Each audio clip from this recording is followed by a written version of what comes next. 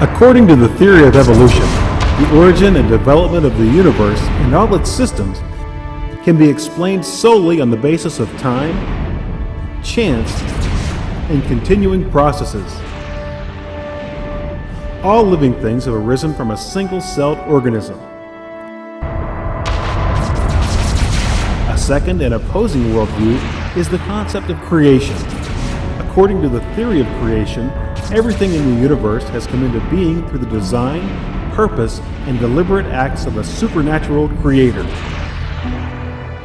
That means this creator created the universe, the earth, and all life on earth, including all types of plants and animals, as well as humans. On today's edition of Origins, we'll reveal the wonderful intricacies of the hearing ear.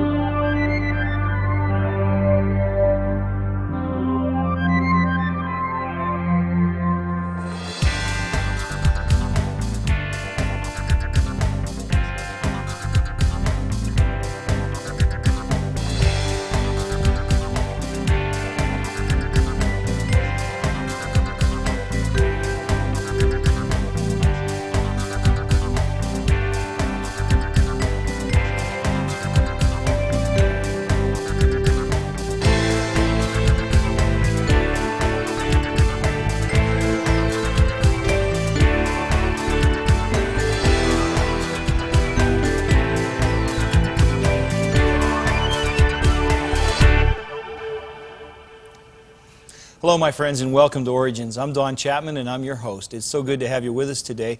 You know, Origins is a forum where we take the evidence that comes to us through science, and we use it to validate the truth of creation. We do that by bringing in some great guests, and we certainly have a world-class guest with us today.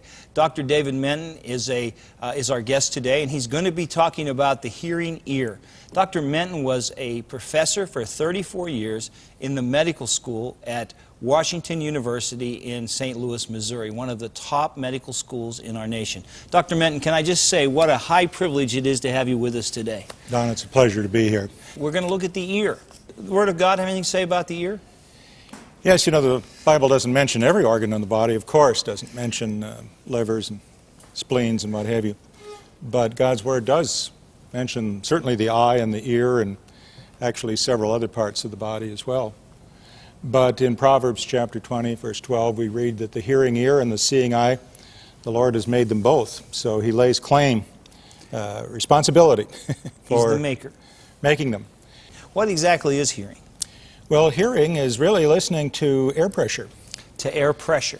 When we speak, there's nothing that actually leaves my mouth, for example, and goes to your ear. Rather, what happens is the energy of the vocal cords are squeezing air, making them compressed, then a little less compressed, a little more, a little less, and it's like one billiard ball hitting the next, you know, right down the line. This little drawing that we have before us here gives us the idea. There's a bell there, and the little bell, when it rings, it produces a compressed sound, or compressed air, and then less compressed and less compressed. And this sort of molecule after molecule effect finally goes over and hits the ear. The thing that's amazing is that we're not talking about a lot of pressure here. Give you an idea, if we consider just precisely how much pressure the ear can hear, it's sensitive to changes in air pressure at 1 times 10 to the minus 10th atmospheres. Now help me understand that. Okay, an atmosphere is a pressure that we experience at sea level. If we were to go up on the highest highway in the world, which is Mount Evans in Colorado, 14,260 feet high, we'd be at about a half atmosphere. And people have trouble breathing at that level if they're not used to it. The question is, how high a mountain would we have to climb to appreciate the air pressure that our ear can hear? And it wouldn't be very tall. That mountain would be 1/30,000th of an inch tall. About as thick as 4 or 5 sheets of paper there. Just about our notes for the show. Right. Your body, your ear can tell the difference inside it can measure the difference between standing on the floor and standing on the floor on top of these papers. That's right. That's incredible. That level, the ear is responsive to that, and it takes a wonderful piece of equipment to do that. Let's talk about what that ear looks like. Could you go up to the screen there and show us what you got, friend? Okay. This drawing shows us the three parts of the ear. There is the outer ear, and the outer ear is over here. And the outer ear is the part that you can see. It has a little tube that goes into the head. The outer ear will hear air. Sound passes through air and hits our eardrum. The next part of the ear is called the middle ear, and the middle ear does not hear air. The middle ear has sound transmitted through bone. Huh. And then we have a third part of the ear. It's called the inner ear. We have it in blue here, and there we're hearing sound through water.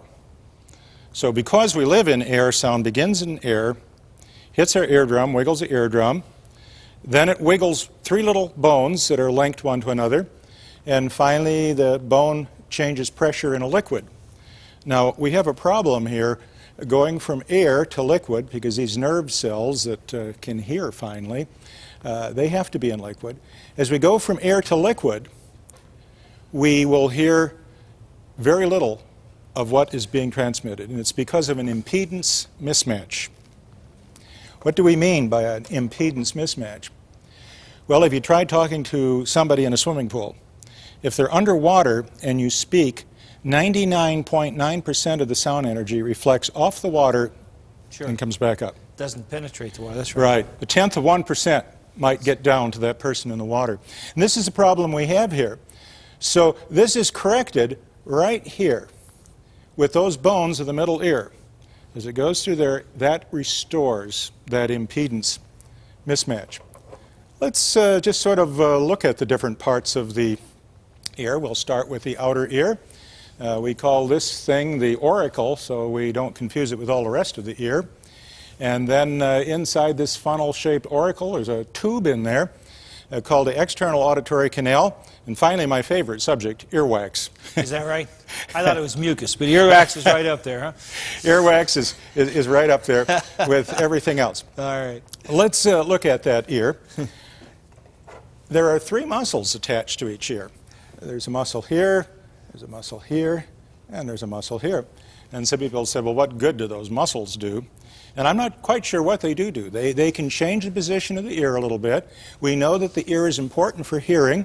It's tuned to optimally pick up sounds in the range of speech.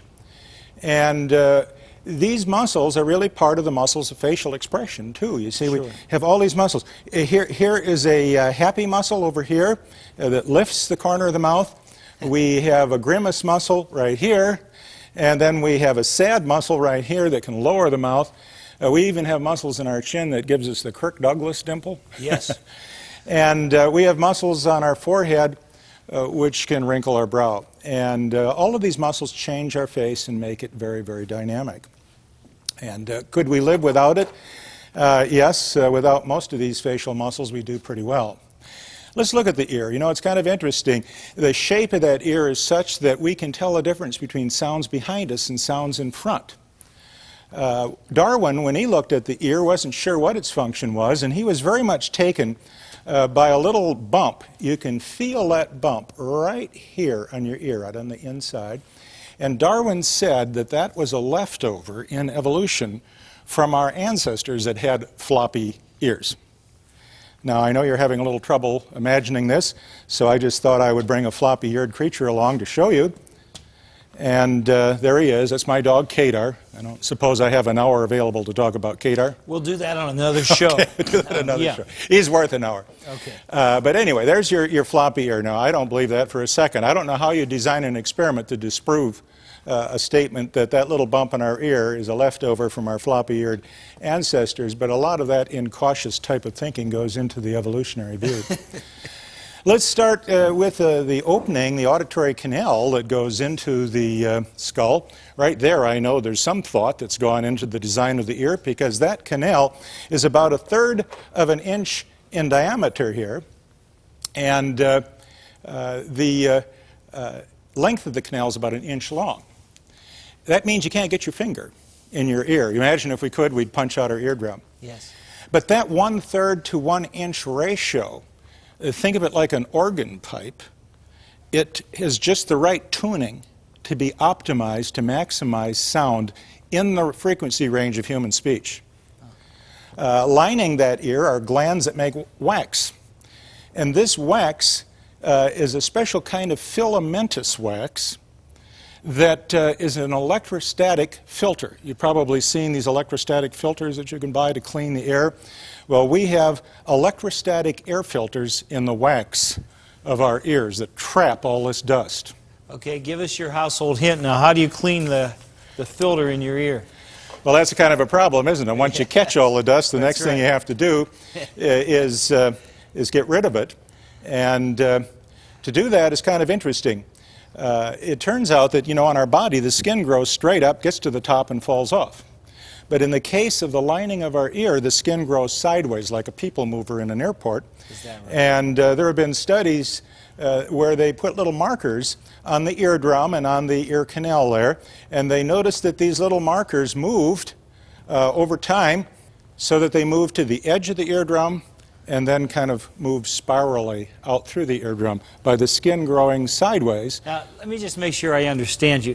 You're saying that everywhere else in our body, the skin grows from inside out. That's right. But inside your ear, it's more like a people mover in an airport, and it actually grows from the drum towards the outside so that it cleans itself. Absolutely. So any little speck of dirt, insect, whatever, that might get trapped in this wax, and it's sticky stuff, plus it attracts dust, will be carried out where you can get at it with the Q-tip and whatever. Yeah.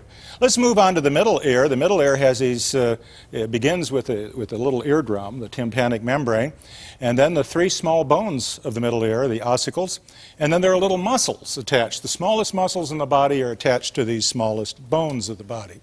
Here we are looking at the bones of the middle ear. Let's circle them and magnify them a bit so we can see them. And here's the eardrum. We have a little bone that's called the hammer. And then, of course, a hammer needs an anvil, so we have another little bone called the anvil right there. And finally, a little bone that's called the stirrup. And it's right here. And the stirrup is able to push in and out on the fluid-filled part of the inner ear.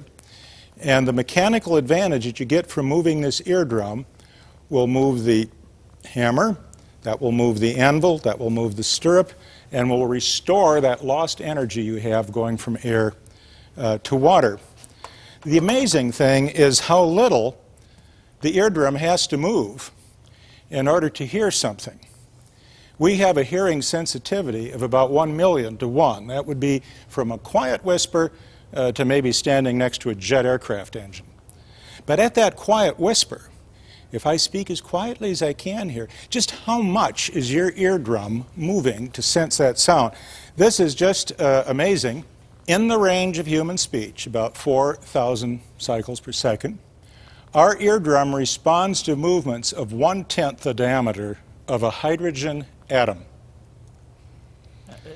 Now, to put this into perspective, the eardrum is a living tissue. It has blood vessels inside of it. These blood vessels carry red blood cells that bring oxygen to the eardrum. These red blood cells are 6 microns in diameter by metric system, whereas the eardrum is sensing sound in the range of 1/10 the diameter of a hydrogen atom. This is like a 100 million to 1 ratio here.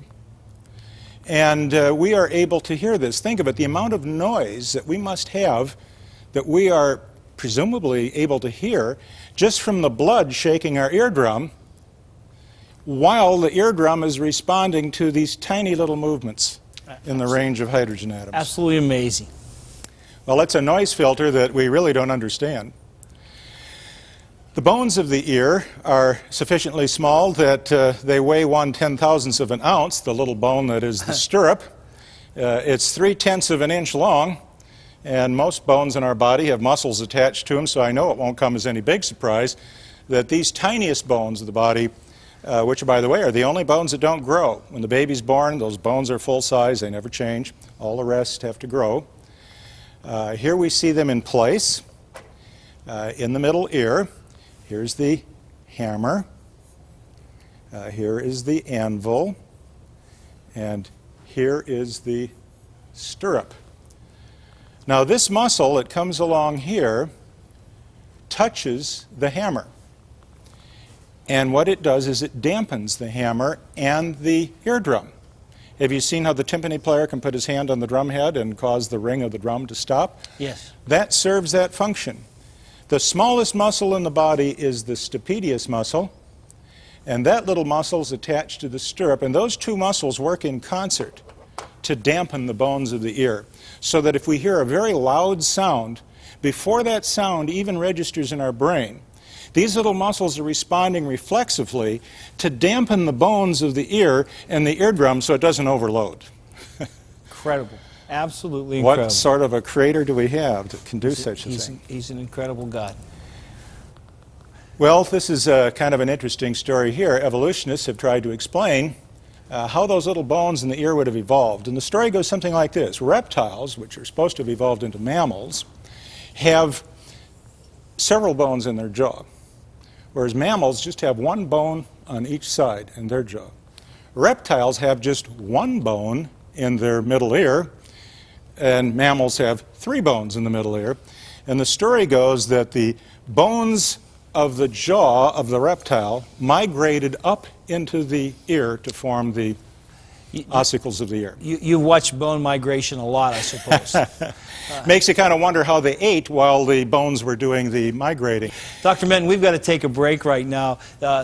Everything up until that slide was showing us some incredible facts about how our body works. Listen, folks, we want to come back and see how God, in His infinite wisdom, has made us so magnificently when we see the intricacy of His design and the precision of His work. We see the glory and the greatness of our God. Dr. Menton's going to share some more of this with us right after this break, so don't you go away. We'll be right back. Creation versus evolution. You weigh the evidence. The seeing eye, processing phenom. Every day, the eye is processing over 1.5 billion bits of information, which are sent to the brain. Images travel through the lens, which focuses them on the retina at the back of the eyeball. The retina covers less than 1 square inch of surface, yet it contains approximately 137 million light-sensitive receptor cells.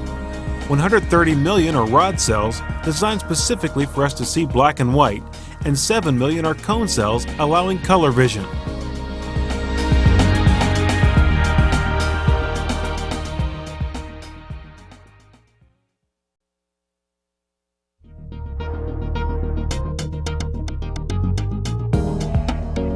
Today's guest on Origins, anatomist Dr. David Menton, is a speaker for Answers in Genesis. Audiences enjoy his well-illustrated presentations on a variety of fascinating topics. Many of these lectures are available on DVD.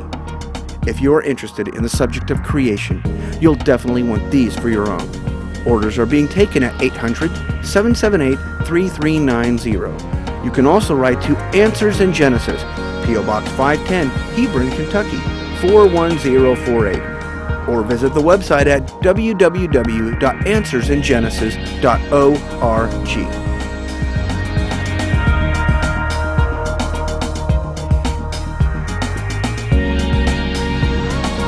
Hello, my friends, and welcome back to Origins. I'm here with Dr. David Menton, and he's been talking to us about the hearing ear. We've talked about the outer ear and the middle ear. There's some amazing things happening in that inner ear, isn't there, Dr. Menton? Yes, in many respects, this is the most interesting part of the ear, I guess. It's shown in blue here. Let's bring it up a little higher magnification where we can see it. That part of the ear is made of a very hard bone, some of the hardest bone in the body. To the left there, those loops are the semicircular canals which give us a sense of balance. And to the right, we see something that looks like a snail shell. It's hollow, it has fluid in it, and in this fluid inside that snail shell are the nerve cells that really do the hearing. The oval window that you see here has an interesting name. It's called the oval window. Now that one I can remember. And the piston of the stirrup goes in and out and makes pressure in the fluid, and that pressure is relieved at the round window down here. So what we need to do is to go inside that little snail, and here we've cut it open. It's a tiny little structure, a good bit less than an inch high.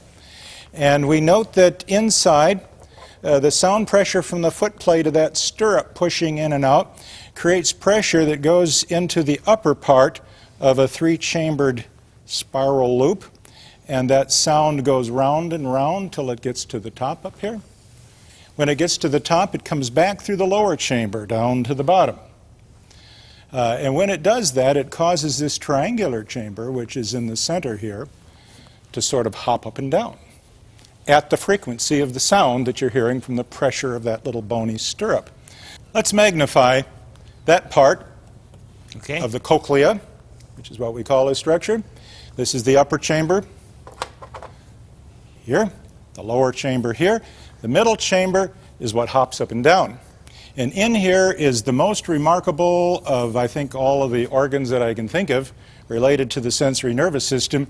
It's called the organ of Corti, named after a man who first discovered it. Let's just look at this structure. It has 3 cells in a long row out here, and 1 row of cells in here. And these little cells are called hair cells because they have little tiny, tiny hair-like things sticking out of the top of them. These are not really hair, of course, not like in our head. These are related to the cilia that we have in our respiratory tree, except they don't move. At least they don't move of their own accord. Up here is an interesting structure called the tectorial membrane, and those little hairs of the hair cell stick into this membrane, and the basic mechanism is like this. If this is the hair cells, my hand is the tectorial membrane.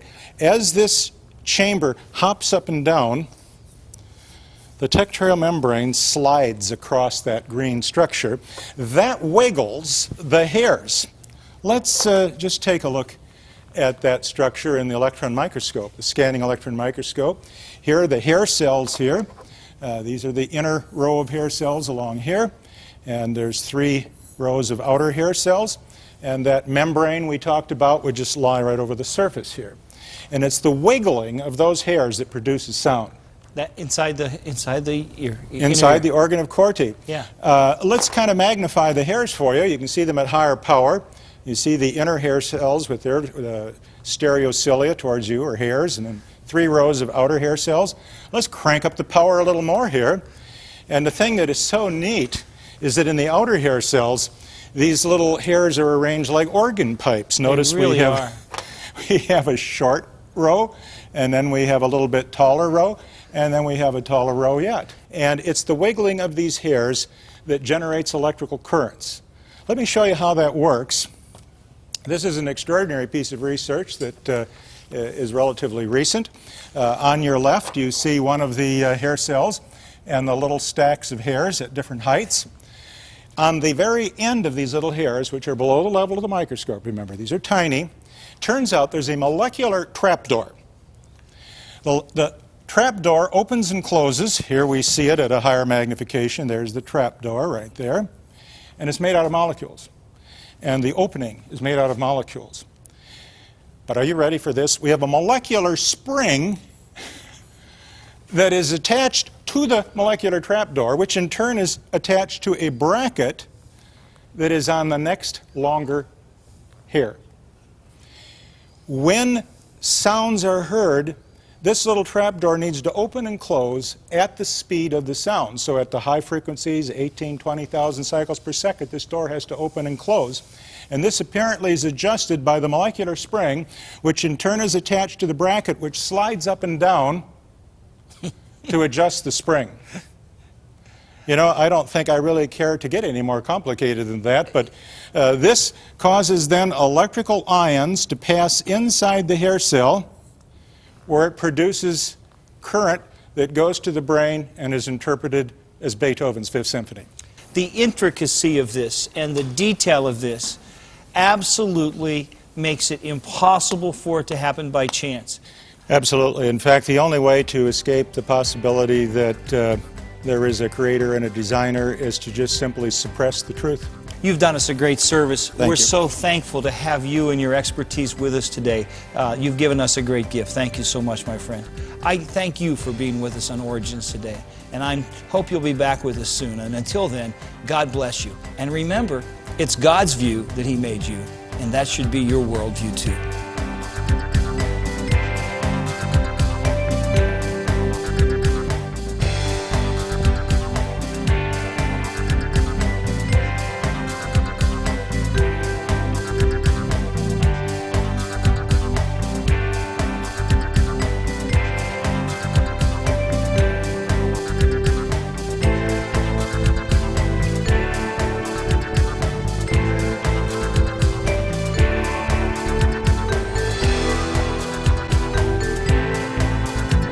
Thank you for watching this edition of Origins. If you'd like a copy of the PowerPoint information presented today, you can download a PDF file of program number 651 from our website at www.originstv.org.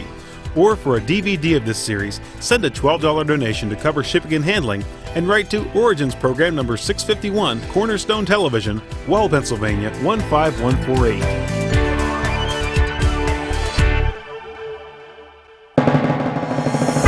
Origins is made possible by the faithful prayers and the financial support of you, our Cornerstone Television family.